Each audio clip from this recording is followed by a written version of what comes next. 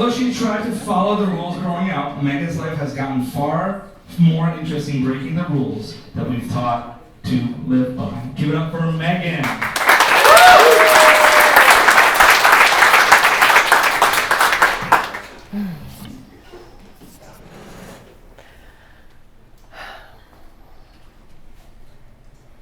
So we've heard a lot tonight, and talking about themes, I heard this theme from almost everyone. The rule of one. And it's actually kind of an oppressive rule that we live with that we really don't talk about. From the time that we're young, we feel it in school when we sit in a classroom and there's one right answer.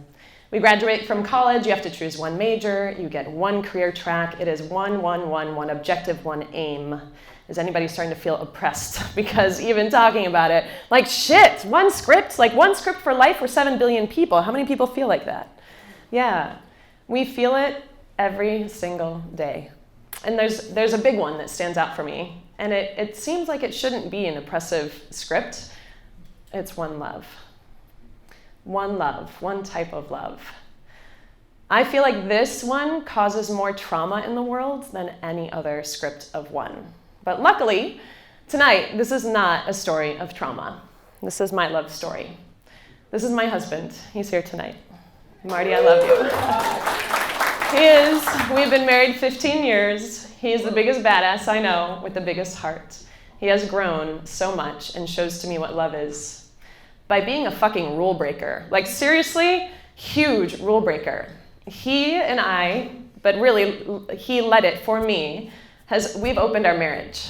So we are living a bigger love that I even knew was possible. And so, having opened this, I found another love of my life, and that's Kyle, and he's here tonight as well. Kyle's my learning partner. Marty and Kyle are friends, and we are like way off-roading from the script here. In fact, this was the only image I could come to mind. You know those like magic eye things where you're like, holy shit, was this here the whole time? Like, fuck, you can love more than one person at a time and like, that's okay. And I'm fucking up here talking about it and that's okay too. I'm in another world, you guys. Like this is a really, really different world and it's so beautiful. It is so beautiful. And I've started to share it, and first a year ago I shared it slowly and it took me a lot of confidence, and some people were so supportive, and understandably a lot of people have been afraid. Some of the questions I get are, now what I don't understand is how can people be okay and understand cheating but not open love with open communication? It boggles my mind.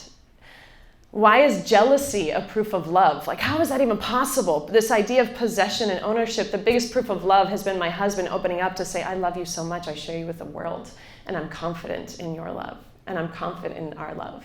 That is a proof of love.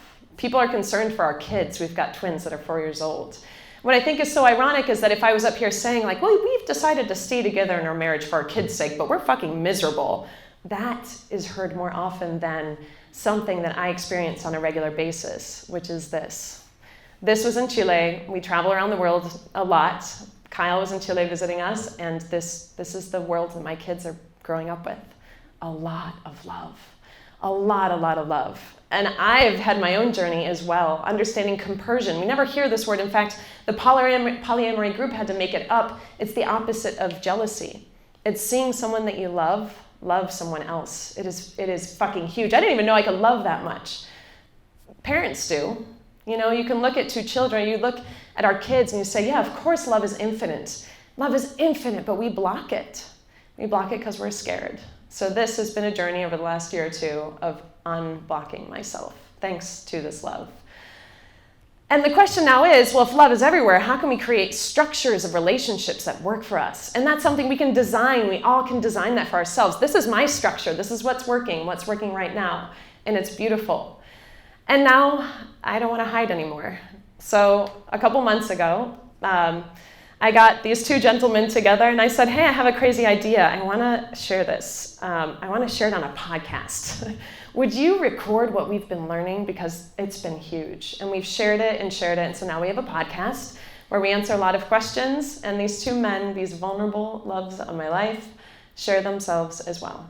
Just like they're sitting there letting me talk and share this story because they believe in me. And we call the podcast Amory because it's been a journey of love for me back to myself, to find myself, to have the courage to stand up here. But we're also connecting with people around the world that are creating relationship structures that work for them as well. There's a silent revolution happening. And so I ask you, this was my story of breaking my rule of one. Maybe you're working on your own rule of one that you're breaking, and I just wanted to let you know that you're not alone and that there are many of us out there, and just keep going because we're creating a new world, and that world is today.